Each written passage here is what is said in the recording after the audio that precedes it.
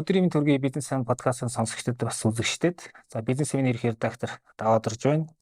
За өнөөдөр бид нэр 301 дахь дугаараа хийх гэж байна. За манай зочныг бол таньж байгаах те маа тэр нь бизнес сан подкаст үе үе орж ирдэг зочид байдаг. Цэцэн бэлэг стратеги судлаач, за бас амьдрах стратеги номын зохиогч байгаа өдрийн төргий. Өдрийн мэнд. За манайх бас хоёр дахь зочин маань хүний хөгжил судлаач мөнх чаргаал ирсэн байна. За ерөөхдөө бол мэрэгсэн чиглэл бол төрийн удирдлага, менежмент гээд. За өнөөдөр бид гурийн ярих сэдв бол ерөөхдөө манлайл гэдэг сэдв байгаа. За энэ бол одоо байгууллага болгон дээр яригддаг юм гоё сэдв. За тэгээд сая би ингээд нэг подкастаа бичиж яхад одоо Джон Максвелл гэдэг хүний нэг манлайлын 5 төвшин гэдэг ерөөхдөө үе үе яригддаг тийм одоо гол онол юм үний зүгээр харж байгаа яг уу ямар онол хандлагууд гэдэг би бол нарийн сайн мэдэхгүй. Тэгвэл манлайлын тухай ойлголтууд бол нэлээх өөрчлөгдөж байгаа гэж одоо зөвлөхөө судлаач ярьж байна те. Ер нь яаж өөрчлөгдөж чинь гэдэг дээр эхлээд та нэг сонирхуулаач. Замарсан баярлалаа. Тэгээд үе үе ордог оролцогч тийм одоо жилийн өмнө орж ирсэн санагдаж байна те. За одоо мөнх чаргаал бит хоёр бол 2019 оноос байгууллагад яг хүний хөгжлийг дэмжих сургалт хийгээ явж байгаа. Өөрөөр хэлбэл тухайн байгууллагын бүтээмжийг дэмжих, соёлыг дэмжих те зорилготой тэрийг нь дэмжиж өгдөг л одоо сургалт гэсэн байхгүй юу? Хүний хөгжил талаас нь. Тэгээд тэн дээр бол байгууллагууд болгоны авдаг сургалтын нэг бол ялцчихгүй манлайлалын сургалт. Тэгээд манлайлалыг мэдээж одоо өмнө нь зөндөө оролцогчдод ороод ярьсан байгаах. Тэгэхээр бас бит хоёр одоо яг аль талаас нь харж заадаг уу гэдэг бас үнцэг илүү шинэлэг байх гэж та тэр талаас хоёлаа яриа те. Тэгэхээр зарим тохиолдолд хүмүүс бол манлайлалыг их уйтгартай нөгөө хүн болгон яриад байдаг хаасаагүй яриад учраас нөгөө чихэнд нь сонсдожинд нь харагцаар байгаа нэг тийм уйтгартай сэдв юм шиг болцсон. Тэгээд ярихлаараа бас ижил юмнууд ихэвчлэн яригадаад байдаг болохоор сонирхол бага болцсон юм шиг өнгө эсэд харагдаг. Гэтэл үүндээ манлайлал бол өөрөө маш чухал бөгөөд зайлшгүй асуудал байдаг. Хэрвээ та хүний нэгэнд амьдрчил байгаа бол тэр тусмаа та илүү их хичээл зүтгэл гаргаж илүү их бүтээмж гаргахаар хөдөлмөрлж байгаа бол таны хувьд манлайллын ойлголт бол бүрэн ойлгох ёстой зайлшгүй нэг чухал агуулга болж байгаа байхгүй. Тэгэхээр энийг бол бид хоёр аль болохоор илүү сонирхолтой өнцгөөс нь илүү чухал байр сууриас нь хөндөж гаргахыг хичээдэг. Тэгэхээр энэ хөгжил яаж явагдаад байна гэхээр номер 1 бол би ялангуяа манлайлалд суралцахыг хүсэж байгаа хүмүүс бас манлайлалыг хэрэгжүүлэхийг хүсэж байгаа хүмүүст бол ойлгох ёстой хамгийн чухал зүйл нь бол хүний эрхийн мэдрэмж гэж хэлдэг. Энэ түүхэн цаг хугацаатай нь аваад үзэх юм бол хүний эрхийн хөгжлийн хувьсалтай шууд холбоотой хөгжиж ирсэн ойлголт байхгүй. Тэгэхээр бид нар мэдэн штэ ерөнхийдөө бид нар нөгөө байгалийн шинжилгээ ухаан, нийгмийн шинжилгээ ухаан гэж нэг хоёр хуваадаг те. Гэтэл нийгмийн шинжилгээ ухаан ч нь бол хүн байгаа одоо хүний нийгэм байгаа газар л үүсэж байгаа асуудал штэ. Товчондоо бол хүнтэй шууд холбоотой асуудал. Тэр манлайлч өөрөө тэр нийгмийн шинжилгээ ухааныхаа бас нэг судлагдсан гэдэг утгаараа тэгвэл хүний нийгэм хэрхэн хувьсаж өөрчлөгдөж ирсэн гэж үзнэ. Тэгвэл тэр хүний нийгэм хувьсаж өөрчлөгдөх үйл явц чинь дахиад нөгөө хүний эрхийн хөгжил, хүний эрхийн мэдрэмжийн хувьсалтай шууд холбогдож байгаа байхгүй. Маш товч жишээ гэх юм бол бүр эрт үед одоо дундад зууны үеч гэдэг юм уу нөө хаан засгийн үед жирийн иргэдэд сонголт байгаагүй цаг үед манлайллын ямар хэм маяг дан болсон гэдэг асуудал гарч байна. Өнөөдөр арлсан нийгэмд жирийн иргэдэд сонголт бий болоод ирэх үед тэр хаан засгийн үед байсан нөгөө манлайллын хэм маяг нөх ажиллахгүй болоод эхэлж шүү дээ тийм хүчгүүдж байна. Товчхондоо бол эрт үед бол хаанаасаа боли энэ манлайлагч надад таалагдахгүй нэгэд хаанаасаа нүүр буруулаа явбал ямар эрсдэл очих вэ? Тэр хүн буруулах ирэх байсан үгүй те. Өнөө цагт таалагдахгүй манлайлагчаасаа сонголтоо буцааж болж ийн үгүй болж ийн тэглээгээд ямар эрсдэл очих вэ? Ямар ч эрсдэл очих. Тэгэхээр энэ хүний эрхийн мэдрэмж хөгжөөд дагаад сонголт ариун болохын хэрээр манлайлагчийн зан төлөв арга барил өөрчлөгдөхөөсөр аргагүй болсон энэ хувьсэл хөгжлийн зүг томдод байгаа байхгүй. Ер нь өөрөөр тухайн цаг үеэдээ зогссон манлайллын хэм маягууд байдаг байх нь тийм. Тэгэхээр яг өнөөгийн одоо энэ зах зээлийн харилцаанд манлайллын ямар хэм маягууд илүү одоо нэг актуалны болж байна гэж ярьдаг шүү дээ. Илүү их тийм чухал болж байна. Хэрвээ анзаарах юм бол 1960-70-аад оноос хойш илүү олон хэм маягийн талаар ярьж эхэлсэн байна. Энэ бол дэлхийн 2 дугаар дайн дуусаад одоо нэг орчин үеийн хөгжил төвшил рүү орж эхэлсэн цаг байна. Тэгээд Өмнөх цаг үеийн бол одоо нөгөө агуу үний оноолч гэдэг юм уу эсвэл автократ хэв шинж нь илүү давмгай байсан бол сүүлийн одоо энэ 20 дугаар зууны манлайллын хэм маягууд нь бол илүү ардчилсан үйлчлэгч манлайлагч те энэ хэв шинжүүд рүү буюу манлайллын эерэг хэм маяг руу орж ин гэсэн үг. Нөгөө хүчирхийллийн бус аргаар хүмүүстэй нөлөөлөх, удирдах гэхээс илүү нөлөөлөх хэм маяг руу зааж чиглүүлэх гэхээс илүү үлгэрлэх хэм маяг руу те одоо тушаах гэхээсээ илүү нөлөөлөх хэм маяг руу орж байгаа хгүй. Энэ бол ардчилсан хэв шинж рүү. Энэ бол ерөөсөө маш тодорхой. Нэгдүгürt нь хүний эрхийн мэдрэмж дэлхийд даяар өсөж байна. Нэг хэсэг бол одоо нөгөө эзэн боолын нийгмийг халах гэж орж ирсэн бол эзэн боолын нийгмийг халсны дараа юу гарч ирсэн бэ гэхээр хүссэн ч ч нөгөө нэг арьс өнгөний ялгарл байсан те. Арьс өнгөний ялгарл халагдсан. Үүний дараа ч нөгөө эрэгтэй эмэгтэй хүмүүсийн гендрийн асуудал яригдаж эхэлж байна. Тэгтэл гендрийн асуудал өнөөдөр халагдаад бүгд эрэгтэй шиг болоод эхэллээ. Яг ингээл энэ хөгжилтэй холбоотойгоор сүүлдээ хинэн тэгээд хэнийгээ хүлэн шуурж хиннийг бид бусдад даах хэрэгтэй бэ гэдэг ойлголтууд чинь өөр төвшөнд гарч ирэнгүүт энд илүү хин илүү бусдыг ойлгож байгаа, хин илүү бусдтай сайхан харьцаж байгаа, хин илүү арга ивийг олж чадж байгаа гэдэг нь нөгөө эерэг тал руу ороод эхэлж байна. Хүч хэрглэж байгаа ямар нэгэн одоо нэг сүрэг хэм маяг гараад ирлээ бол нөгөө дагагчид сонголтоо өөрчлөх бүрэн боломжтой болсон. Тэгэлэр чинь хүний эрхийн мэдрэмжийн өөрчлөлт байна. Дээрэс нь нөгөө mass education гэж ярьдаг да нөгөө public education олон нийтийн боловсрол илүү хөгжлөө хүн болгон боловсролын түвшин өндөр болчлоо. Дээрэс нь сонголт гэдэг юм болсон. Тэгэхээр энэ хөгжлүүд чинь манлайлагчийг өөрчлөхдөөс өөр аргагүй нөхцөл байдал руу шахаж байгаа гэсэн үг. Тэгэхээр цэцэн биелгээс асуухад ер нь ингээд байгууллагуудад сургалт хийж явахад маш олон сургалт хийж гаргадгийг өөрөө тийм ээ. Олон ч цаас дэлгэсэн байна бас тийм.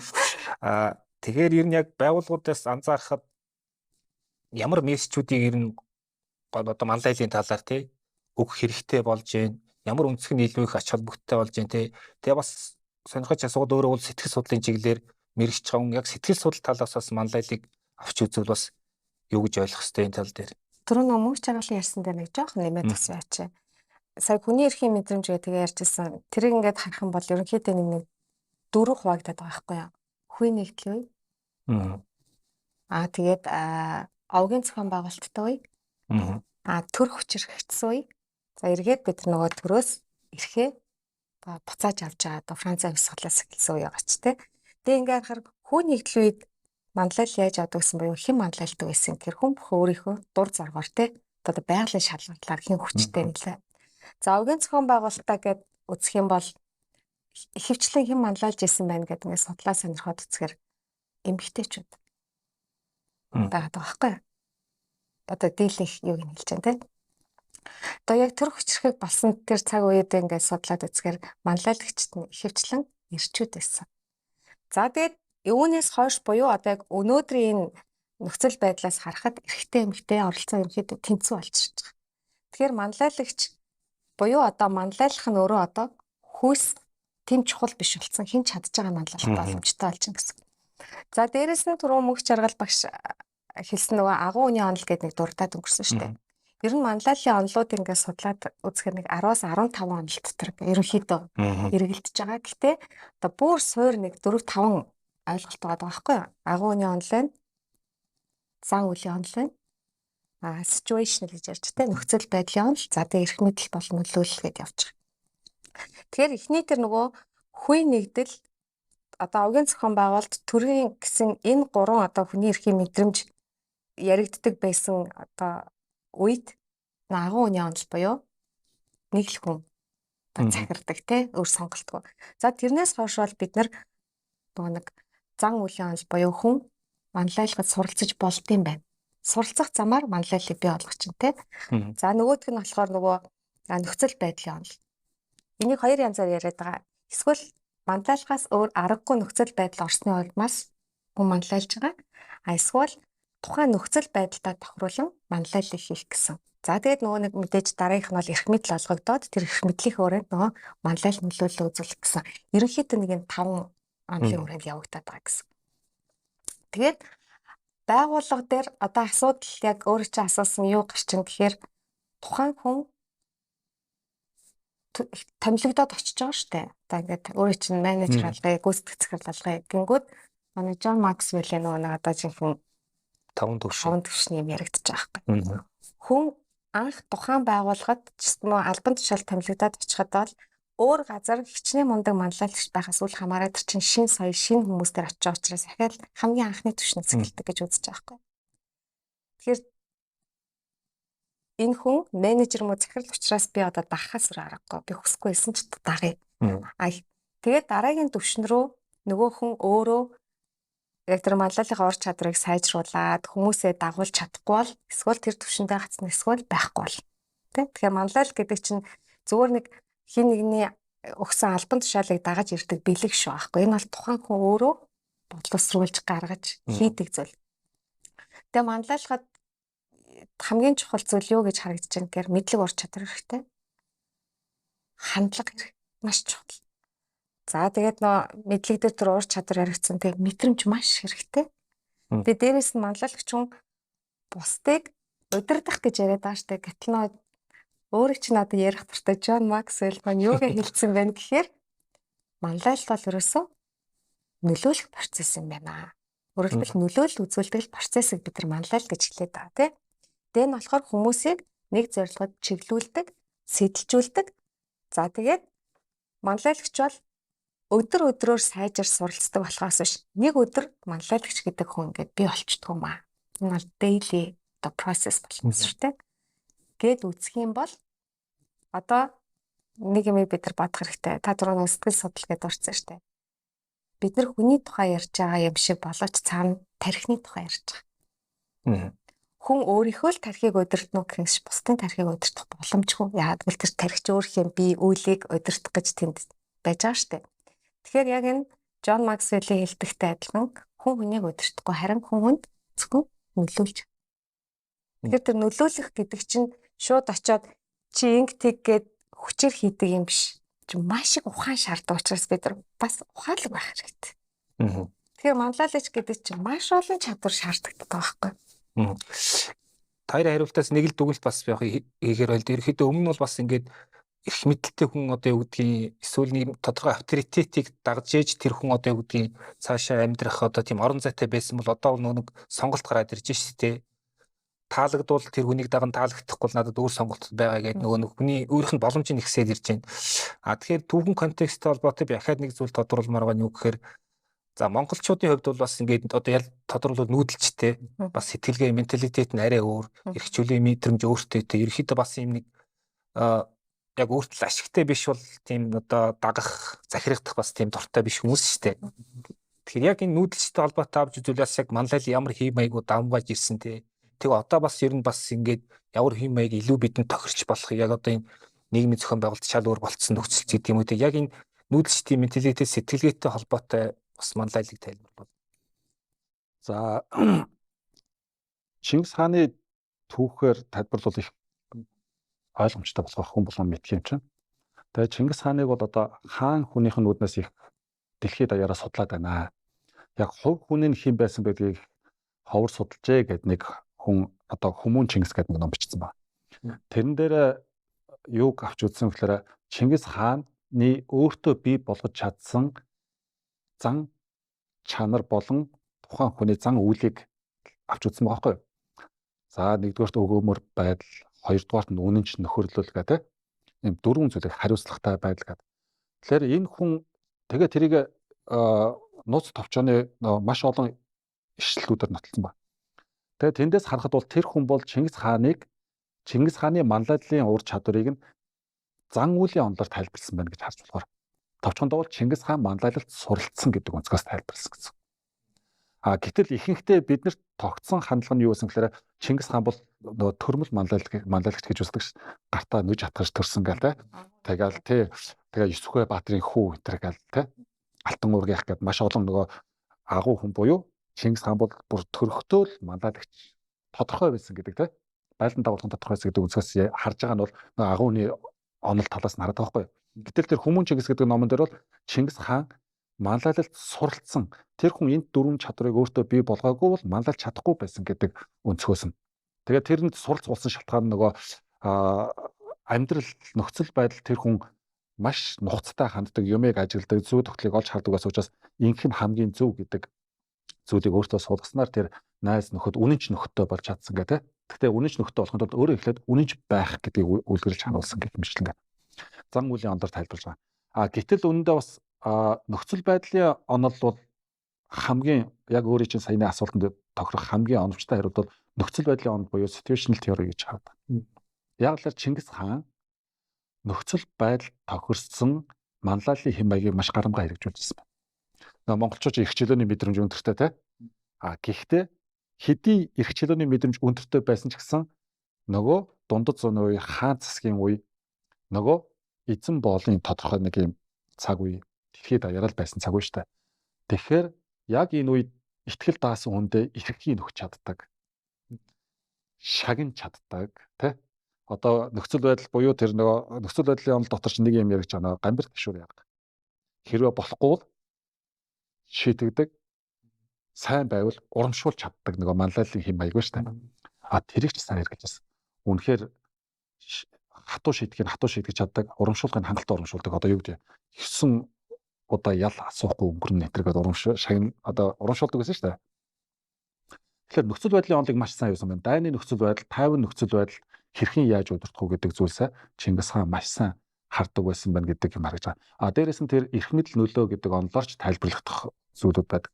Яг л эрх мэдэл олгогдсон цагаас эхлээд Чингис хаан одоо их Монгол улсын хаан болсон цагаас эхлээд зүгээр л би манлайлагч гэж суусангүй тэр нөгөө 1100 10-ын системээр яаж зохион байгуулах тэр эрх мэдэл хуваарлт түүнийг нөгөө үүрэг бүтцийг маш тодорхой болгоод түүгээрээ дамжуулан удирдлагын хэм маягийг маш оновчтой хэрэгжүүлж байсан тийм. Тэгэхээр энэ их тийм flexible буюу тийм уян хатан аль нэг одоо би бол ийм л хүн гэж туушрахгүйгээр ажиллаж байсныг харахад бол хамгийн суур тайлбарлаханд нь бол нөхцөл байдлын онолоор тайлбарлаж маш уян хатан удирдлагын манлайлалын аргыг хэрэгжүүлж байсан байна. Хизээ хүнд яаж хэрхэн гэдэг тэр бүх зүйлийг оновчтой сонгодог байсан байна гэсэн.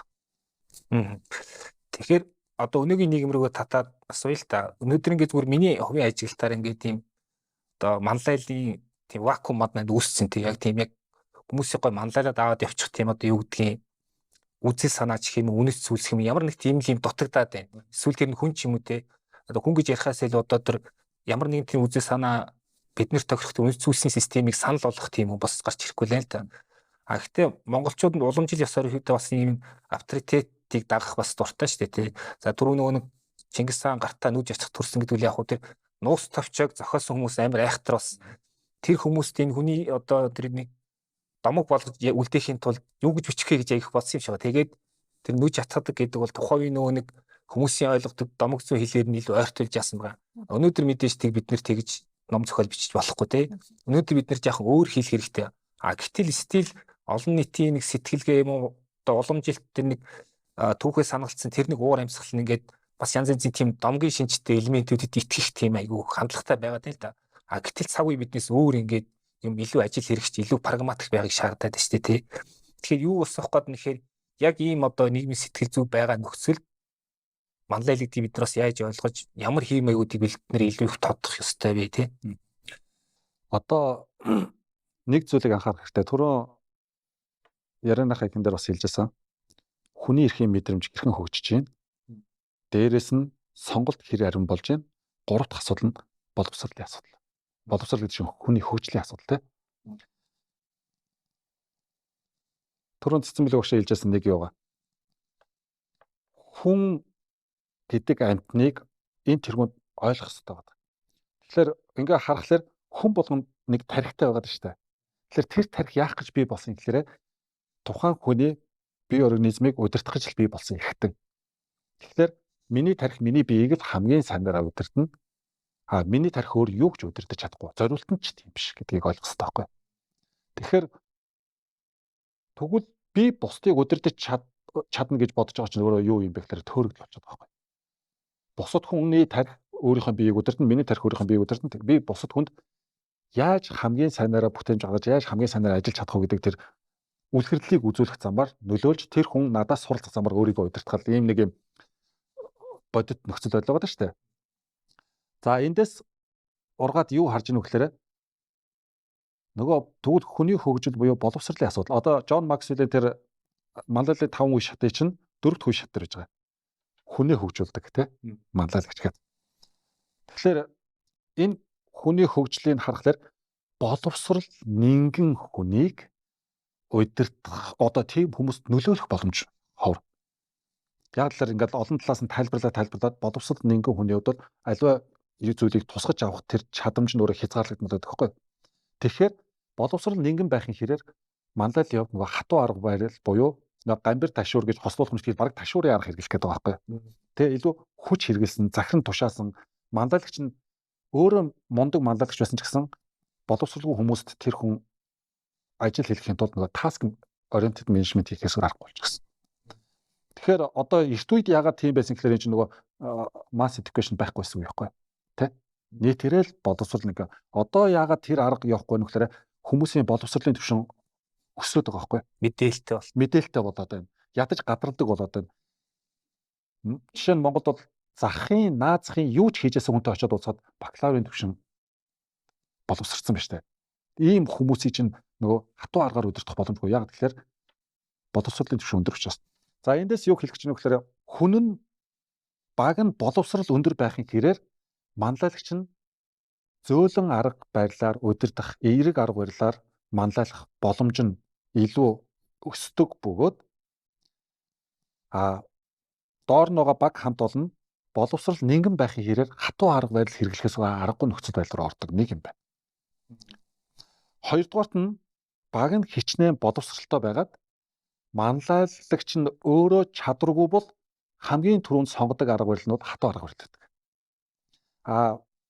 Баг нь боловсралтай байгаад манлайлагч нь мөн адил чадвартай боловсралтай мэдлэг чадвар өндөр байх юм бол энд бол хамгийн сайн хослол явагдана гэсэн үг байхгүй. Тэгэхээр энэ чинь ганц манлайлагчийн тухай асуудал ш багийн тухай асуудал орж ирнэ гэсэн үг л дээ. Тэгээ өнгөрсөн цаг хугацааны манлайлалын хэм маягийн өөрчлөлтийг аваад үзэхлээр нэрэл ажил дүрийн 90 үед ч гэсэн ихэнх нь одоо боловсрал нэгэн дэвссэн байх жишээ нэ. Одоо энэ сүүлийн 21-р зуун ч өөрөө харин баг илүү олноороо боловсрч чадаад байгаа тийм. Бүх нийтийн боловсрал ярьдаг байсан бол одоо бүх нийтийн боловсрал чинь өөрөө юу орж ирэхээр насан туршийн боловсрал орж ш тийм. Хүн бол насан туршдаа суралцах хэрэгтэй гэдэг. Тэгэхээр тэгээд ч технологийн хөгжлөө дагаад мэдээлэл асар ихтэй болчлоо. Ганцхан сургууль сурах биш хүмүүс асар их мэдээлэл үзэж хараад тэндээсээ өөрсдөө тодорхой хэмжээнд боловсруулах түвшин ахиулдаг болчлоо. Ийм үед хүмүүстэй хуучин арга барилаар ажиллана гэдэг бол өөрөө бүтшгүй юм болчихлоо юм л да. Тэгэхээр энэ хүмүүстэй хэрхэн ажиллах вэ гэвэл ерөөсөө тэр ажиллах арга барил чинь хүмүүсээ хэр хөгжүүлж байгаа гэдэг тэр дөрөв дэх түвшинтэй бас шууд холбоотой болчихдог байна. Тэнд нөгөө нэмэлт түрүүн яасан шүү дээ. Баг нь маш сайн хөгжсөн. Нөгөө манлайлагч өөрөө их сул хөгжилтэй боловсралтай бол хатуу арга гэж яриад шүү дээ. Тэр нь яаж юм гэхээр бас тодорхойлохгүй байх гэж хүмүүс буруу ойлгож байгаа. Өөрийгөө хүчээр хүлээн зөвшөөрүүлэхийн тулд нэг хатуу аргыг хэрэгжилж эхэлдэг байхгүй юу? Тийм манлайлагч нар. Тийм болохоор одоо албан байгууллага дотор ямар баг дээр ямар хүнийг оруулж тавих вэ гэдэг ч юм бол бас маш чухал сонголтын асуудал явж байгаа гэсэн үг.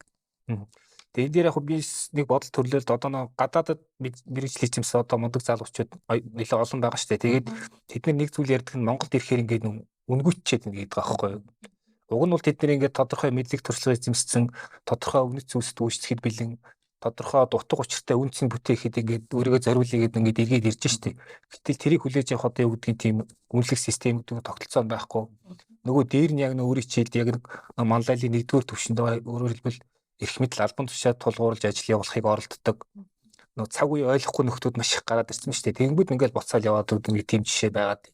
Тэгэхээр юу гэдгийг өмнө нь бол юу гэдгийг тариачин хамжлахад хүмүүс бол одоо нэг сүрэг гэж үзүүлтэй одоо хар үгээр бол маллахад одоо хялбар байсан. За юу гэдгийг ажил үйлдвэр дөнгөж хөгжсөн ч гэсэн одоо бас үйлдвэрийн ажилчид мэдлэг нэмгэн байсан учраас бас одоо маллахад амарсан. Гэтэл өнөөгийн одоо нэг кавич гэнтэй сүрэг маань одоо юу гэдгийг дургуун хөрвөлтөд сүргээс тасраад өөр тийш явчих болох гээд байна шүү дээ. Гэтэл тэр сүргийг адгуулж байгаа их юм одоо юу гэдгийг одоо адгуулж гэж ярих юм ерөөхдөө тийм одоо нөлөөлж удирдах байгаа хүмүүс маань яг тэр орчин үеийн цагийнхын шаардлагыг ойлгохгүй хуучныхаараа л нөгөө шилбэртэл ташууртай л үзэх гээд байна шүү дээ тий. Хуучны арга барил гэдэг маань нэг юмыг ойлгох хэрэгтэй. Хуучны арга барил гэдэг бол айхтар өндөр мэдлэг ур чадвар шаарддаг арга барил байхгүй. Тэгээ энийг хараад нөгөө хүний хөгжил гэж яриад байгаа шалтгаан яг хөглөрөө боловсролын хөгжилдөө нөлөөлж байгаа тодорхой. Гэхдээ хүний хөгжил гэж яриад байгаа шалтгаан нь хүн нэг талаасаа биологи амьтан шүү дээ. Биологи амьтан гэдэг утгаараа биднэрт байдаг төрөлхийн мөн чанар дотор нөгөө хувиа хичээх үзэл байдаг. Нэг. Хоёрдугаарт нь биднэрт нөгөө биологийн үндсэн өгдөл буюу энэ нэг юм илүү том биетэйгээс имээдэг энэ нэг сэтгэл зүйн хүчин зүйл шүү дээ. Одоо цэцэн биологч ялангуяа илүү дэлгэрэнгүй тайлбарлах байх. Бид нэр илүү сахал хүстэй хүнээс айдаг тийм. Энэ чинь бол биологийн мөн чанар байхгүй юу? Тэгэхээр энэ нөгөө зөнд суурилсан мэдрэмж энэ хүмүүст угаасаа хөгжих шаардлагагүй байдаг. Нөгөө амьд үлдэх чадвар юм. Айцаар удирдах. Тэгэхээр хүнийг айцаар нь удирдна гэдэг маань өөрөө угаасаа ямар ч одоо боловсралгүй хөгжилгүй хүн байсан тэр хийж чадна гэсэн. Яалбар зүгээр зөнгөөрөө л хий. Яах гэдэг нь чи гэл те. Нөгөөдхөө айлхал орлого хийж тэ. Тэгэхээр энэ бол хатуу арга гэдэг бол өөрөө хөгжил тун буурай нөхцөлд хэрэгэлдэг арга. Хөгжөөд ирэхлээр чинь хүнд илүү олон сонголт, илүү олон арга зам харагдаад эхэлнэ. Тэгээд ялангуяа нөгөө хүмүүс ингээд хүссэн үедээ явчих боломжтой үед яаж би хамт олноо барьж тогтоох уу гэдэг ухаан сэлэх хэрэгтэй бол.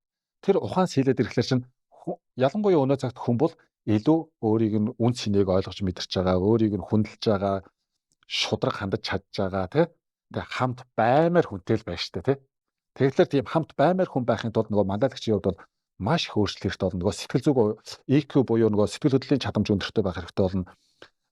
Ингээд уур нь хүрчээсэн ч гэсэн өөрийгөө гоё бариад хүмүүстэйгээ эерэг харилцаа үүсгэх чадамжтай байх хэрэгтэйгээд маш өндөр шалгуур тавьна. Энэ нь болохоор нөгөө амтналаг гэхээс илүү хүнлэг чанар руугаа шилжиж байгаа процесс болж байгаа байхгүй юу.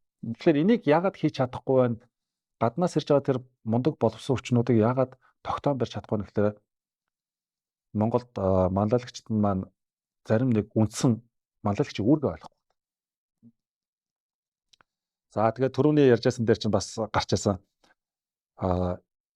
нөгөө үнэт зүйлээр нэгтгэж чадахгүй тэр хүмүүсээ нэг удирдах тэр нэг чухал зүйлээ олж чадахгүй байна гэдэг шүү дээ. Тэгэхээр энэ чинь хэд хэдэн төвшөнд ярина л да. Нэгдүгээр нийгмийн манлайл үзүүлж байгаа юм уу? Эсвэл байгууллага дотор манлайл үзүүлж байгаа юм уу? Эсвэл нэг хэсэг бүлэг хүмүүс дундах манлайлалын тухай ярьж байгаа мөгдөж талаад өөр. Гэхдээ л бүх манлайлагчид заашгүй ойлгох ёстой чухал зүйл нь юу гэхээр манлайлагчийн гол үүрэг бол зорилго хүн хоёрыг холбогч байх хэрэгтэй. Зорилго хүн хоёрыг холбогч хийдэг гэсэн. Тэгэхээр зорилго хүн хоёрыг холбогдох хүн юуг ойлгосон байх гэхээр энэ тэргуунд ямар зорилгын төлөө явах гэж байгаа гэдгээ маш сайн ухамсарласан байх хэрэгтэй. Аль нэг байгууллага дээр SEO болгоод хавцраа тавьчих л да. Яах гэж тавьж байгаа гэхээр өмнөө тавьсан тэр байгууллагын зорилгыг хүрэхийн тулд, биелүүлэхийн тулд энэ багийг лид хийгээч л гэж байгаа тийм манлайлаач л гэж. Зорилгоо ойлгоогүй хүн чинь бага юунд чиглүүлж удирдах юм. Тэгэхээр тэр нөгөө хамт олонний чинь манлайлахын тулд энэ тэргуунд нөгөө манлайлагчид байх ёстой зэвсэг нь тэр зорилго байхгүй юу? Тэгэхээр зорилгоо ойлгуулах, зорилгоо тайлбарлах, ухуулах тэхийн тулд өөрөө маш сайн ойлгоцсон байх хэрэгтэй болж штэ. Хоёрдугаарт нь хүнээ сайн ойлгох. Энэ хоёрыг ойлгож иж холбоос хийнэ дээ. Ойлгохгүй тохиолдолд холбоос хийж чадахгүй. Гэтэл маш олон газар заримдаа ингээд сургалтыг явж байхад асуухлаар гүйцэтгэх удирдлагад өөрөө нөгөө эрхэм зорилгоо мэддэг тохиолдол байдаг байхгүй. Заавал нэг тиймэрхүү юм байт ингээд нэг барааг нь харсан хайтал тий. Тэгэхээр барааг нь харсан зүйл рүү яаж хүмүүсийг юу яах вэ? Бүр үг өсөхгүй бараг цэг таслалгүй мэдчихэж тэр шин тийш нь чигдэн тий. Нэгдүгээр зорилго. Тийм учраас манлайлагчдад тавигдах шин чанарууд ямар манлайлагч хүн ямар байх ёстой вэ гэдэг дээр бүр хамгийн түрүүнд орж ирдэг нэг чухал чадвар нь visionary буюу алсын хараатай гэдэг чинь тийм очиртай. Юу руу явах гэдэг хаашаа явах гэдэг гэдэг маш сайн мэддэг хэвээр. Энэ зорилгыг ухамсарлаж холбоосоо хийнэ гэж байна. Хоёрдугаар нь хүнээ сайн мэддэг гэж холбоно. Удирдна гэсэн үг. Симбилэг зөвлөхөөс асууя л да. Одоо ийм үзгээс суух гэдэг нь илүү нэг манайханд ойлгомжтой. Манайхан дарга гэдэг нэг ойлголттой байна. Дарга манлайлагчдын үндсийн ялгаа юу вэ те? Яг тэгэхээр бид нар чинь бас дарга гэхээр одоо илүү ач холбогдол өгдөгтэй. Тэр хүн их ямар байх нь хамаагүй, ямар төвхтэй нэг хамаагүй дарга гэвэл те арай жаахан ингээм хамтлах шал өрөөлөө авчдаг шиг юм уу? Гэтэл ингээ юу гэдэг яг амьдрал дээр юу гэдэг нэг юм одоо улсын арслан хүн эсвэл одоо нэг олон улсын төслийг ингээд амар амжилттай хийцсэн хоёр хүн байлаа гэхэд яг ингээд олон нийтийн дунд орж ирээд яг нэг хүмүүс нөлөөлөх нөлөөлөл нь бол нөгөө бүх нь илүү яваад идэг байхгүй тий. Яг тий амьдрал дээр бол тий. Тэгэхээр ер нь яг дарга манлайлагч хоёр гэдгийг хийн үндсэн ялгаа нь юу гэдэг дээр тайлбарлаж өгвөл. За дарга гэдгийг одоо англиар юу гэж бууж байна? Ер нь босс л ах та тий. Тэгэх юм бол наад дээр чинь нэг тийм бүр олон улсад ингээд нэг яригадаад явагддаг тийм кейс гэдэг чинь нөгөө. За би одоо босс байвал та нар ингээд миний ажилтан байвал та нарыг тогон цохиулаад за би тогон цохиулахгүй. Тэгээ та нар ингээд гайгүй байвал би наа тогон унтраа гэж хэлэхгүй маань л та. Тэгээ та нар бүр ингээд арч байгаа алдаад бүр ингээд ойролж харлаа. За одоо амар юм шиг наа тогон унтраа. Боёо нэгсэнд хамт мэдрэхгүй, хамт үлдэхгүй тий. Манлайлал бол ерөөсөө хамт тогон цохиулна. Яг ингээд та одоо энэ хамт ажиллаж байгаа хүмүүстэй бүх зүйлээ нөө мэдэрч хамт хийдэг тухай. Ингээ зүгээр маш энгийнээр өстэй гэж зөвлөд байдаг. Тэгээ дээрэс нь нөгөө жишээлбэл багш нар манлайл мөн үү гэл. Манлайлагч мөн үү гэх тэнгууд оюутнаас тэгэж ярьдаг байхгүй. Энэ багшийг хүндэлдэг үү гэл бид нар хоорондоо ярьж штэ. Тэнгууд гэнэ хүндлэгч байгаад бидний дүн энэ хүний гартай. Бидний төгсөхгүй энэ хүний гартай. We have to байхгүй. Хэрвээ тэгэж байж ивэл тэр багш have to. Боёо одоо энэ нэгдүгээр түвшин бол жинхэнэ манлайлагч бол биш гэж үздэг шүү дээ. Дөнгөж ихний түвшинтэй. Тэгэхээр ямар нэгэн хүнийг одоо ингээд айцсаар нь ямар нэгэн зүйлээр нь барьж харж байгаа тэр тэнд бол ерөөсөө манлайл ямар ч элемент байхгүй. Энэ бол магадгүй бидний ярьдаг нөгөө босс дарга тий. Хүчрхийллийн элемент явж штэ. Тэгээд бид нар чинь нөгөө одоо тэгэхээр манлайлагч байханд бол нөгөө хамт байгаа хүнээ сайн мэдрэх тухай ярингууд хүмүүс ингэж ярьдаг. Тэгвэл 1000 2000 ажилтнтай газар яаж би тэр болгоны чинь мэдэх юм бэ? Тий. Тийм учраас ийм асуулт гарч ирэх нь тодорхой учраас бид нар тэр алт хэсэг нэгж гэж жижиглж хуваадаг юм байна сте. Тэгээ тэр болгоныгоо манлайлдаг хүмүүст нь их мэдлэг нь олгоод хариуцлага нь хүлээлгээд тэр манлайлагч нарыг тэр байгууллагад бэлтгэлтэй. Чи ганцаараа манлайлагч байгаад байгууллага хөгжихгүй штэ. Өөрөөр хэлбэл өөрсгөө манлайлагчийг бэлдэх замаар тэр байгууллагч өөрөө манлайлагч байгуулдаг юм байна. Тэгээд нөгөө дээгүүр зарим хүмүүс нэгдэг. Багшаа таны юугаар ингээд аюу мандаг трансформаtional одоо leadership үзүүлэх гээд нэг багта хурал хийгээд тэгээ та болохоор юу гэж хэлсэн гэхээр хүн болгоны үн цэнтэй гэдгийг мэдрүүл ойлгуул те тэр хувь нэмэр оруулж байгаа гэдгийг нь ойлгуул гэдэг тэнгүүд хурал хийх болгондоо за чи юу гэж бодож чинь чиний бодлоор чиний саналыг авъя гэл ингээд хурлаа хийгээд өсч дараа нь тэр багт ямар яриа гарсан гэж чам. Манай дарга ажиллаа мэддгүү дандаа бидрээс асуудаг шин. Тэгэхээр тэнд нөгөө ямар тарих сууж ийн гэдгийг бид бас мэдэх хэрэгтэй байхгүй. Тэгэхгүй одоо орчин үед эерэг бай гэсэн хүн бүхний үн цэнтэй байлга гэсэнгээд дандаа тэгж хандах юм бол тэнд чинь ингээд сөрөг үр дагавар гарчих магадaltaй. Тэгэхээр манлайлал гэдэг бол зүгээр нэг юм ийм төрлийн манлайлал байдаг юм байна. Одоо ингэ гинэ гэдэг дагдаг юм биш байхгүй. Тэр чинь сэтгэл хөдлөл, мэдрэмж, ухаан буюу одоо нөө зөнгийн тарих, сэтгэл хөдлөлийн тарих, ухамсар тарих гэсэн 3 тарихны хослол явж иж чинь манлайлал. Бүр суурьнд нь аль манлайлал ухамсар тарихны үйл ажиллагаа явагдаж байгаа гэсэн. Тэгээд нөгөө түрүүн хэлсэн сайн хүн орж ирээ тогтохгүй байна чадварлага. За би одоо тэр Японы тасалжуулагчийг мартчихж байгаа нэрээ. Та A тоглогч бол A нэмэх тоглогчийн лав. Тэ? Өөрөөр хэлбэл өөрөөсөө илүү хүнийг хүлээн зөвшөөрч бид нар тэр багада ахаа шин мэдлэг шин нөө хав авт юм аа зү. Тэгжээч хөгждөг юм аа зү. Тэгэхээр тэр сайн хүмүүсийг хүлээн зөвшөөрч чадахгүй байх, тэр хүнийг ажилуулж чадахгүй байх гэдэг бол эсвэл тэр хүн нөгөө орж ирж байгаа хүнээсээ дутуу байна. Тэ дутуу мэдрэмжээ хаахын тулд нөгөө хүч хэрэглээ тэр хүнийг байд сухын аргагүй болгоо явуулж байна. Эсвэл энэ ямар ч мэдлэггүй байл гэсэн. Тэгэхээр тэр хүнд энэ манлайлж ин гэдэг бол айгуу том алдаа л байна. Мөнгө чаргал зөвлөхөөс асуухад одоо Монголын бизнесмен одоо орчин үеийн бизнесмен ерөөхдөө яг ингээд 90-ийн тоноос ингээд нэг ганцхан нэмээ худалдаагаар эхэлсэн те. Одоо ингээд ийм дараагийн үедээ бизнесүүдээ өгж байгаа нэг тийм шилжилтийн үе яваад ах шиг байна л та те. Одоо тодорхой жишээл групп компаниуд те. Гэтэл юу гэдгийг зарим ийм хуучин удирдлага хуучин арга барилтайгаа ноцолдоод ингээд одоо ингээд баг ийм хямралын байдалд яг нэг манлайлалын өнцгөөс харуул те. хүмүүсээ яаж удирдахаа, яаж хандхаа мэдэхгүй ингээд ойлгохоо байцсан тий. За тэгээд дээрээс нь жинзээгээд бүр ойлгомжгүй харгараг хүмүүс отроо ороод ирсэн тий. Тэгэхээр юу гэдгийг тэд нар манууд нөгөө нэг юм өөр төрлийн төвлөрөөд бизнесээ хийгээд сурцсан тий. Ингээд өөрийгөө тойруулаад ингээд компани бизнесээ босгоод ирсэн. Гэтэл нөгөө нэг бизнесийг үүсгэн байгуулна, бизнесийг цааш нь удирдна гэдэг нэг юугаа сайн ялахгүй байх шиг байна л да тий. Зөвлөхөд бол тэгж яриад байна. Тий яг энэ шинжилтийн үедээ тэр манлайлалыг ярныг бас яаж зөв ингээд тэр дараагийн үедээ шилжүүлэх үү? Тэр хуучин удирдлагууд маань тэр уламжилт юунаасаа яаж салж чадах уу? Заримдаа би бол энэ бол за ингээл нэг цагийн шалгуураар ингээл ойлгосон үлдээл ойлгоогүй тэгэл арчигдаал үлдэх юм нэгсэн тийм мэдрэмж төрөгдөг байхгүй. Энд дээр яг та нар юу гэж бодож байна? Манлайлагчийн ялангуяа орчин үед манлайлагчдад тавигдж байгаа нэг том шаардлага бол хувьсан өөрчлөгдөх чадвар.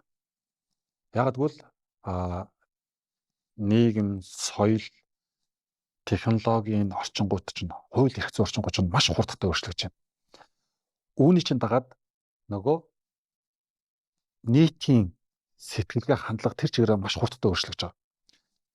Зүгээр одоо ингээд бид нар сууж байна. Бид нарыг жоохон хүүхэд байх үед аав ээжтэй бол тоосоог үүддэг гэсэн шүү дээ. Мөчижээ санаж болно нөгөө арсиж хуулна гэдэг ийм нөгөө үгийг чинь зүгээр сонсч өслөө шүү дээ. Тэглээгээ бид нар айхтар юм боддгоо. Индоны одоо юу гэдэг нь Купер те сурн бүс одоо юу гэдэг зөндөл юмар зодуулж байлаа те.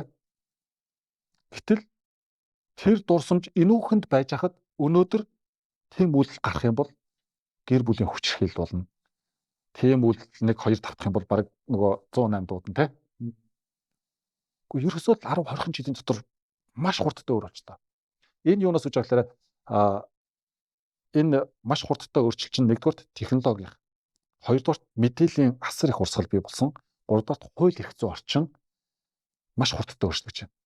Одоо ингээл хүний эрхийг маш ярьж байна. Эрх зүйн орчин өөрчлөгдөөл түүнийг олон нийтэд таниулахын тулд ингээд телевиз, радио бүх суугаар ярьж байна. Хэрвээ ийм хүчирхийллийн асуудал тулвал ингээд мэддэгдэрэй гэдэг ингээд яваад эний чинь дагаад нөгөө Gen Z чинь ийм програмаар тархинд цэнэглэж байгаа үе чинь бидний үеийнхнаас тэс өөр байхгүй яхаа. Тэд нар чинь мэдрэмж нь хүний эрхийн мэдрэмж нь асар өндөр байгаа.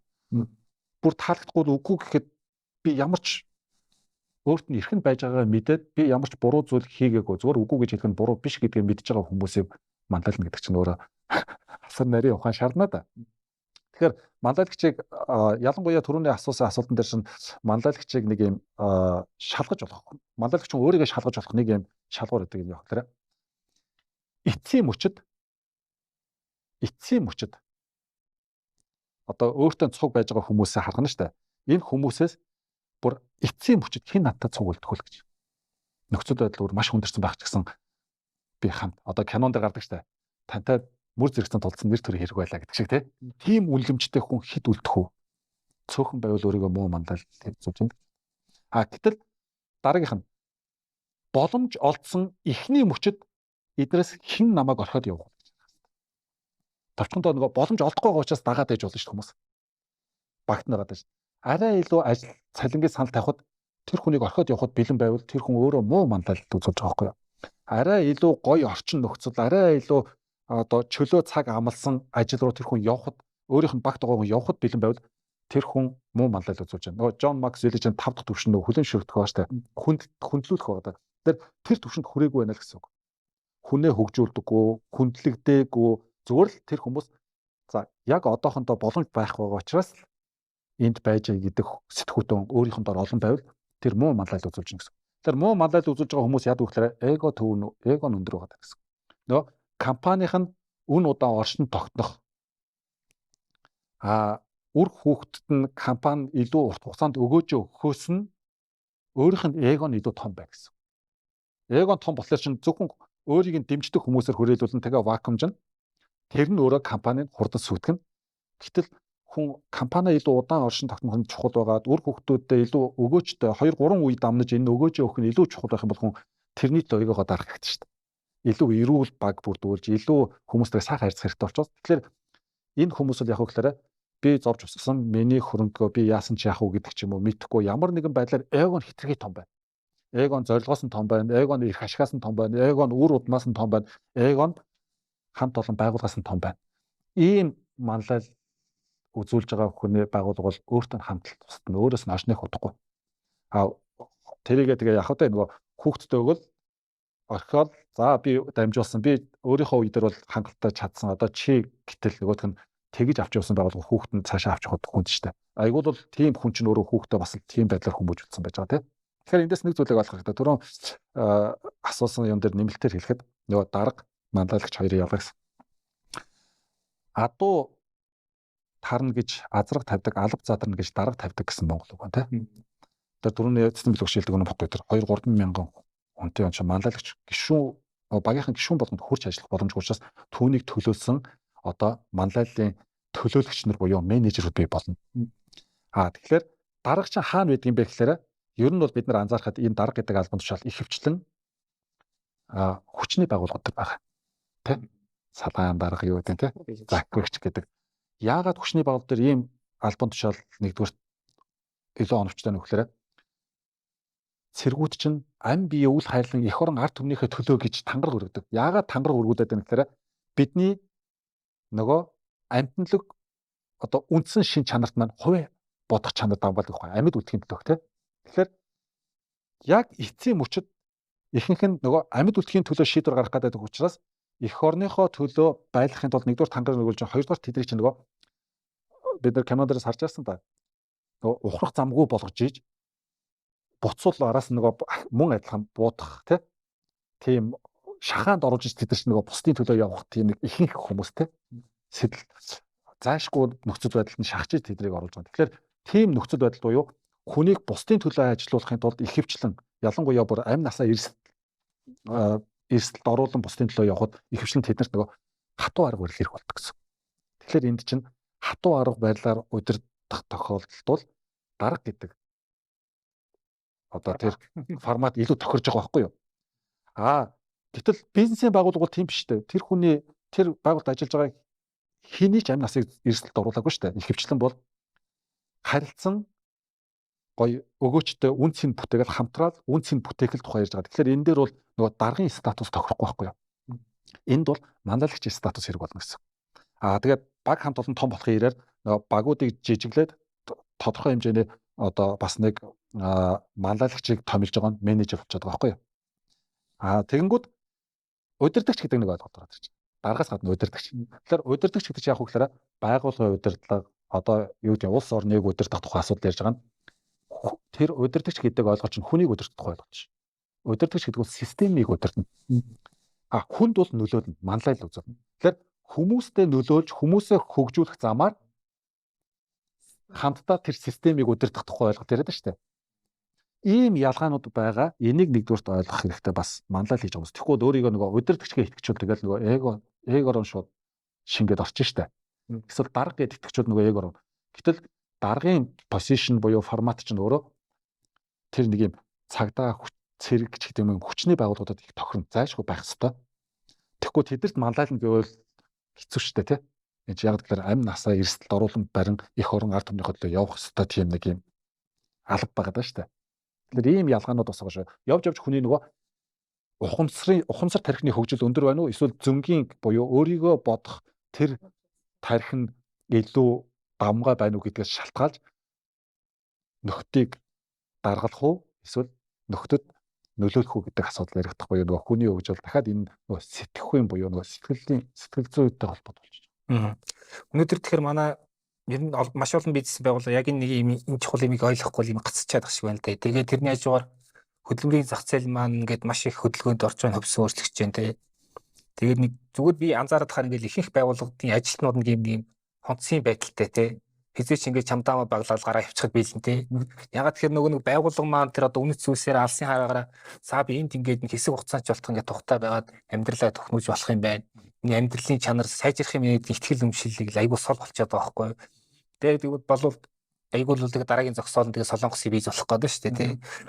Тэгэхээр би нэг 16 онд нэг Японд 2-7 хоног томилтоор явж байхад тийм том дэлгүүрийн сүлжээн дээр очив. Тэг ингээл нөө дэлгүүрийн чи үүд мүдэр ингээл хоол моол яг янз янз үүсгэнүүд дагуул үүсгэн зөндөө байдаг шүү дээ тий. Тэгэл явж байгаа л ингээл за одоо захиралтай нуулзъя гэл ингээ нэг өрөө мөрөө нэг хайгаад байгаа байхгүй тий. Тэгсэн чинь буцаал за тэгвэл маа дэлгүүрийн дарга дээр очигээл гараад явсан чинь үүдэнд ингээд хоол утгаал ингээд ашгараа зогсож ирсэн хөртөө дагуул очихгүй юу. Тэгээ манай дэлгүүрийн дарга гээд. Тэг яг тэндээс ямар бодол төрсөн гэхээр яг нөгөө нэг манлайлалын тухай ойлголт яваад байна л да тий. Дарга хүн заавал ингээд ийм дээд давхар тустай өрөөнд суугаадах шаардлага байхгүй. Ер нь манай захирлууд чинь тийм шүү дээ. Ингээд ийм харилцаа холбоо тасарч хөндөй тий нэг дээр үйдэг нөхөр. Гэтэл тэнд бол үүдэнд ингээд хоолыг хилцээл нөгөө үйлчлүүлэгчтэй өрн дуудаал ингээд зогсож штэ. Тэгэхээр нөхцөл байдал хамт мэдэрч тийм шүү. Тэгэхээр ингээд тиймэрхүү нэг ийм одоо үлгэрлэх юмнууд л манай захирлууд бас дутагтааж байна. Би бас авах гээд нэхэр за таяр юм ингээд сургалт хичээл орж явахад те бас ингээд нөгөө жишээ болгоод за энэ бол жинхэнэ манлайлагч байсан шүү гэд ер нь жишээ дуртах хэвээр тийм хүмүүс юу байна. Тэр талаараа сонирх бол байлгүй яг одоо жишээ нь за 2019 онд нэг сургалт байгууллагаар орж ирсэн. Тэгэхдээ харахаар бол дахиад нөгөө Япон школтой ч юм уу те. Нөгөө Японуудтай хамтарсан Японы хөрөнгө оруулалттай компани байхгүй. Тэгэхээр тэнд бол үнэхээр бас ингээл өөрөө заримдаа их төрөөд хогоо шүртждэг Монгол компани те. Ерөөсөө нэг юм servant leadership хэм маяг байгаад байгаа байхгүй. Тэр Япон хэм маягтай компани. Тэгэхээр нэг энэ хаан сурж байсан хэр хөгцсөн гэдгээс шалтгаалаад манлайлагч нар байгаад байна. Жишээ нь одоо манай нэг найз нас Америктэй холбоотой олон улсын одоо тийм сургалтын байгууллага ажилладаг. Тэгэхээр тэр чинь бол өөрөө нөгөө сургалт нэгдүгээр сургалт төгслийн хоёрдугаар одоо нөгөө Америк гэдэг газар чинь нөгөө шинжлэх ухааны хамаг чухал нэг олдууд гарахаас гадна илүү сайн хэрэгждэг те курсор байгаа. Тэр хүн бас маш сайн одоо трансформаtional буюу те тэр манлайлалын хэм маягийг үзүүлж юм. Гэтэл олонхороо бол нөгөө түрүүний асуугаад байгаа шиг юм гацаанд байгаа даа. Тэр нь яг үгээр нөгөө товчхондоо хэлэхэд юм үзэж нүд тайлаагүй гэсэн. Тэр нь юм үзэж нүд тайлаагүй гэдэг нь гадаа дотоод яваагүй гэсэн биш. Гадаа дотоод явсан ч тэр хүний нөгөө фокус нь өөр юм дээр төвлөрөөд штэ. Тэгэл нэг амард юм уу эсвэл дэлгүр хошоо юм уу тэнд нэг юм дотоод хөгжил явагдахгүй байна. Энэ үед бол нөгөө гацаа гэдэг юм ерөөсөө гарахгүй байгаа. Тэгэхээр манлайлагчны хувьд бол нэгдүгээр сэтгэлийн хорон дарагдах хэрэгтэй юм байна. Хоёрдугаарт эго гэдэг зүйл нь байхгүй болох хэрэгтэй юм байна. Нөгөө Саймон Синек гэдэг хүний манлайлагч сүлд нийтдэг гэдэг ном байгаа шүү дээ. Тэр номон дээр бол бүр маш гоё тайлбарласан байна шүү дээ. Ядаж тэр номыг уншаад бүрэн ойлгож байгаагүй гэсэн. Яагаад манлайлагч сүлд нийтдэг хэрэгтэй. Гэтэл тэр чинь Америкийн тэнгисийн цэрэгт байсан хүн байлаа шүү дээ. Тэгээд тэр номон дээр авч байгаа жишээ нь хамгийн ихэнх жишээ нь бол ер нь цэрэгт тэр тэнгисийн цэрэгт нөхцөл байдал хэцүүдх үед өөрсдийнх нь удирдлага манлайлал нь цэргүүдийн ашгийг энэ тэргүүн тавиад өөрсдөө тэр бараг тэр сервант үйлчлэгч манлайлал үзүүлжсэн тэр нөхцөл байдлуудыг үүдээд тэрийг цаашаа судлахсан гэдээ өөрөө бичиж байгаа. Тэгэхээр мэдээж цэрэг цагдаад бол нөгөө дарга буюу нөгөө таск нөгөө үүрэг дээр төвлөрсөн удирдлага явах ёстой ч гэсэн бүх цаг үед тийм байх ёсгүй л байгаа байхгүй юу? Бас тэр үйлчлэх юм аягууд нь өндөр байж иж цэргүүд илүү бас нөгөө өөрсдийнх нь үн цэнийг мэддэг хүнд илүү үйлчлдэг гэх тээ. Тэгэхээр эндээс зөвөр харахад бол биднэрт нөгөө юм нэг энэ талын хөгжил нь манлайлагчийн хөгжлүүд их тутамг байна гэж хараад. Ялангуяа ухамсар тархины хөгжилдөө бага хөрөнгө оруулалт хийж. Хүндээ хөрөнгө оруулалтыг гадна өөртөө хийх ёстой шүү дээ тэр манлайлагч чинь. Түүнээс биш туршлагаар өдөрдөж болохгүй. Яг гэвэл туршлага өөрөө өнгөрсөн үеэс ирж байгаа. Тэгтэл өнгөрсөн үе маань өөрөө ямар манлайлал, ямар удирдлагын хэм маягийг илүү чухалчилдаг байсан бэ гэвэл одоо бид нар чинь 30-аад нийгмийн том шилжилт рүү ороод 30 гаруй жил болж штэ. Тэрнээс өмнөх манлайлалын хэм маягууч нь бол ерөнхийдөө нөгөө автократ тал руу явж байгаа штэ. Тэгэхээр тэрний чинь улбаа энийг их сонир харахад тэрний улбаа үргэлжилж байгаа. 90 онд тэр ганцхан 8-нд орсон хүмүүс яг хэд орчим настайхан байсан хамгийн доотлон гэдэг юм харж байгаа юм. Тэр бол нэг бүр хамгийн залуу одоо 20 20 настай байсан байгаа штэ. Тэгэхээр 20 20 настай хүмүүст өмнөх цаг үедээ 20 хүрсэн хүмүүс байгаа шүү дээ. Тэгэхээр энэ хүмүүс өмнөх цаг үеийн програмчлалт тархинд найдаж суудсан. Тэгээд юмыг хийхдээ тэр програмчлалын хадгалж хийж байгаа юм. Тэгээд тэд нар чинь одоо 2 дахь үеигөө сураад тавьж өгөхлөөр тэд нар өөрсдөө арга барилаар програмчлсан хүмүүсд тэр нөгөө залгамж шалгаа өгөх гэдэг нь шүү дээ. Ерөөсөө л энэ. Тэгэхээр энэ өмнөх цаг үеийн удирдлагын хэм маягийн програмчлал одоо өөрчлөгдөхгүй явж байгаа ихэнх газар. Тэгээ зарим нь бол одоо яа гэвэл их гоё ингээд манлайлах гэж үзэл хүмүүстэй нөлөөлөх гэж үзсэнгүүтээ яг одоо нийтээр тэр чинь нэг юм хүчрхэг хүнийг дагжаасан цаг үе чинь байгаа учраас ивэр үзэх гэдэг нь чинь түрүүний цэцэн мэл багш хэлдэг шиг манай дарга юм мэддэггүй юм байна гэх тээ. Иймэрхүү байдлаар үнэлээд эхлэхэд за энэ бүтэхгүй юм байна гэх дахиад нэг хатуу байрга орчод байгаа байхгүй. Тэгэхээр эерэг манлайллыг үзүүлэхийн тулд ёстой нөгөө алдуул алдаад ерөөсөө өөрийгөө л гээж болохгүй. Алдуул алдаад оноод гэхдээ эцсийн нүндээ ууггүй байж чадах юм бол яг тэрийг хүсэж байгаа баг бол бүрдэнэ. Тэгээд баг гэдэг зүйл бол өөрөө юун дээр нэгддэг вэ гэхээр зорилго дээр нэгдчихэж баг болно. Тэгвэл ганцхан зорилгоор хол явахгүй тэнд чинь үнэт зүйл байна. Одоо стратегийнх нь байгууллагын стратегийнх нь гол хэвтэг хүчин зүйл шүү дээ. Зорилго, үнэт зүйл, зарчим. Тэгээд нөгөө эрхэм зорилгочны дотор эрхэм зорилго алсын хараа гэж байгаа тийм. Эдгээр зүйлсээрээ нөгөө түүс буюу нөгөө арга хэрэгсэл хийгээд бага удирдахад тэр удирдлагыг зориулж боловсруулж өгж байгаа хэрэгсэл байхгүй юу? Эднэрээр л бага удирдах тэр чадамжийг өөртөө хөгжүүлэл тууштай явах юм бол одоо жил ирэх тусмал нөгөө Z үеийнхэн шиг дараагийнх нь одоо альфа үеийн гараад ирлээ. Эдгээр чинь ерөөсөө нүүдэр ирэхийн зурд томроод ирнэ. Тэгэхээр эерэг манлайлахын маягийг л алдахгүй байх юм бол аяанда түүнийг ойлгож хүлээж авдаг багууд бүрдээд ороод ирэх гэсэн байна. Түрүү нөгөө туршлагаар удирдах асуудал үүсдэг гэдэг. Нөгөө тэгүр яагаад тэгэхээр хин тэр туршлагыг хоримтлуулж байгаа гэдэг аягүй чухал. Мэдлэг багтаа, алдаатай ихтгэл үнэмшилтэй одоо юу гэдгийг те өөрийгөө баг таньж мэдсэн үний хоримтлуулсан туршлага гэвэл бас өөр юм. Болох учраас туршлага бол бас аюултай. За түрүүн тэр нөгөө та хоёр би одоо бараг хоёрын яриаг сонсож байгаа дундаас нь юм үлгэж гарч өөртөө ярих сэдв гаргаж байна шүү дээ. Дундаа харин ийм их цаас дэлгэчид арай л бага яриад байна үгүй. Түрүү тэгээд нөгөө яасан шүү дээ. Хүмүүс ингээд хамгийн ихний мөчөд ажлын байраа орхих тухай нэг ярьсан шүү дээ.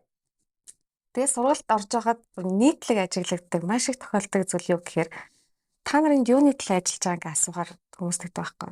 Амьдрахын тулд, цалинтай болохын тулд, арга ирээд хичээхийн тулд за окей, цалингийн төлөө ажилт юм байна. Тэгвэл таны авдаг цалинг 2-3 дахин нуглаад би өгье. Би тийм чадамжтай гэж төсөөлөө л та. Та саяыг авдаг бол би танд 3 сая өгье. Та ажил битээ. Та гэртээ бай. Гэртээ гоё телевизөө хоолоо хийж ид те. Гэтэ та одоо зөвхөн хоол хувцас авах гэж л гарнуу гэхээс ш ажил хийх гэж юусан гарахгүй. Тэгэл бус үед нь гэртээ бай. Монгол хэрэгцээндээ зарцуул. Хинч зөвшөөрдөг.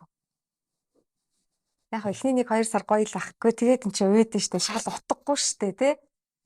Энэ юуг баталж гэнээр тэр хүмүүс зөвхөн цалингийн төлөө ажилтгаа гэдгийг баталж байгаа байхгүй. Тэрнээс өөр чухал зүйл байна. Яах гэж ажиллаж. Энийг одоо нөгөө манлайлагч чинь хийх ёстой. Өөрөөр хэлбэл өмнө нь бол task oriented буюу үйлдэлд суурилсан микро менеж хийдэг байсан. Чи энийг хий, нэлээ болоо. Дараа нь goal oriented буюу зорилгод суурилдаг гэсэн тий. Зорилго сартай. Нэг зорилго тавилаа хүрлээ, дараагийн зорилго тавилаа хүрлээ. Одоо өнөө үед яаж юм гэхээр mission oriented. Буюу нөгөө эрхэм зорилгодоо бид нар нэгдэх замаар нөгөө баг бүрэлдэж байгаа. Тэгэхээр тэр хүмүүс тэгвэл цалин биш юм байна. Энэ бол 25 дахь асуудал юм байна. Тэгвэл бид нар юуны төлөөнд ажиллаж байгаа гэдгийг нөгөө манлайлагч хэлэхгүй эрхэм зорилгоо ажиллах хэрэгтэй. Алсын хараагаа харуулах хэрэгтэй. Дундын үнэт зүйлээ ойлгох хэрэгтэй. Манлайлагч хүн бүхэнд гоё хандаад хүн бүхний толгой илээд ажиж чадахгүй учраас манлайлагч өөрөө зарчимтай байх хэрэгтэй. Байгууллагын зарчим юу юм? Тэгээ нөгөө эрхэм зорилго үнэт зүйл зарчмаас чинь байгууллагын соёл бий болно. Тэр соёлыг хүмүүс шингээн манлайлагч өөрөө нөгөө түрүүн мөнгө чаргалах шилдэг шиг юуны төлөө энэ хүмүүсийг юунд нэгтгэх гэдэг ан гэдгээ ойлгохгүйгээр тэнд манлайлал үзүүлэх хамаач боломжгүй. Тэгээ ихэнх захирлууд менежерүүдийн гаргадаг нийтлэг алдаа ерөөсөө энийг хайцсан байна. Би зүгээр энэ дээр бас нөгөө хувийн ажилтнаа хаалцахад яг түрүүний ярин дээрс үнслээд яхад одоо ирээдүйн сошиал юм одоо survival үн амьд үлдэх, тэсэж үлдэх горимд явсараад ирсэн шүү дээ тий. Ухаас тэхээс ч аргагүйсэн тухайн цаг үе. Гэтэл одоо цаг үе маань илүү нөгөө нэг мэрэгжлийн горимд орохыг шаардаад байна шүү дээ. Мэрэгжлийн горимд орно гэдэг маань илүү нөгөө нэг үнэт зүйлсээр удирдах систем байгуулах гэсэн ойлголтууд яваад байна шүү дээ. Гэтэл одоо ингээд бас ингээд ялангуяа жижиг дунд бизнесүүд маань харахаар ингээд стил нөгөө нэг одоо амьд үлдэхтэй дэсэж үлдэх ямар нэгэн байдлаар одоо орлогынхаа их өсрийг баталгаажуулах зорилгоор ямар нэгэн бизнес эхэлдэг те энэ илүү орлоготой байж ашигтай байж магадгүй гэдэг ч юм уу.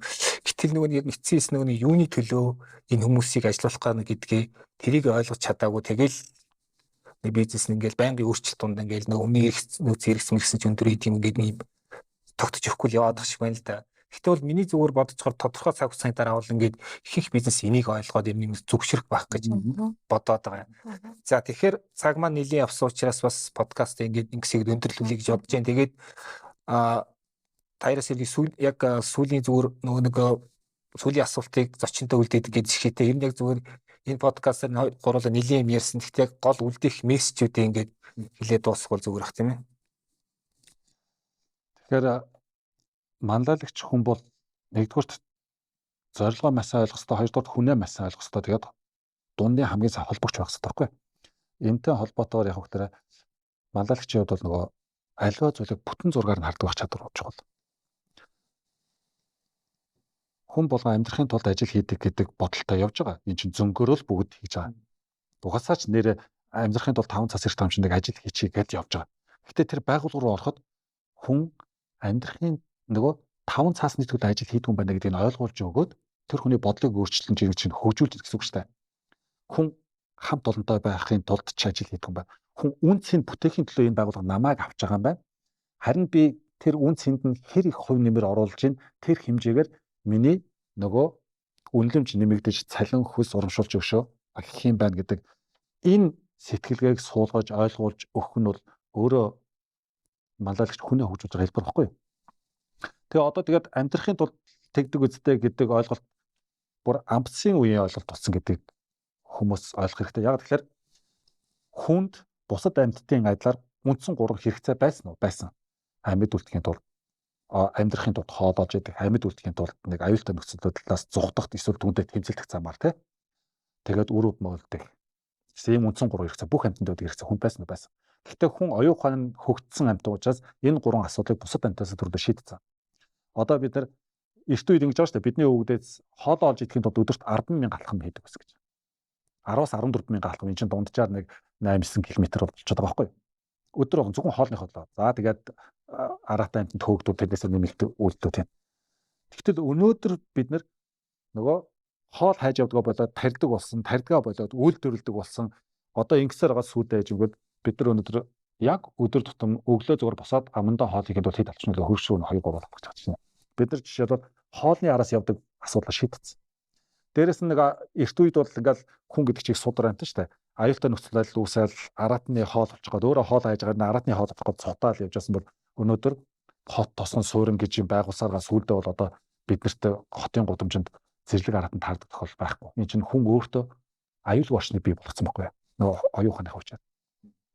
За үр өдмөө үлдээх асуудал бол угаасаа байгаа. Гэхдээ бусад амьтаас ялгаатай нь үр өдмөө үлдээх нь тэргүүн зэргийн зорилго биш. Аз жаргалтай амьдрах үр өдмөө үлдэх нь 2 дахь магадгүй 3 дахь юм болсон тийм. Тэгэхээр энэ бусад амьтаас ялгаатай байдлыг болгоод өөрсөндөө тухтай аюулгүй орчныг бий болгоцсон нь нөгөө бидний амьд үлдэх эрс асуудлыг маань ерөнхийдөө шийдсэн. Одоо биднэрт яг үгээр булчингийн хүч нөгөө юм зүүн цуурилсан үйлдэлүүд биш. Илүү ухамсараар зохицуулах, ухамсартай амьдрах, бие биенийг ойлгох шал өөр чадварууд хэрэг болсон гэсэн.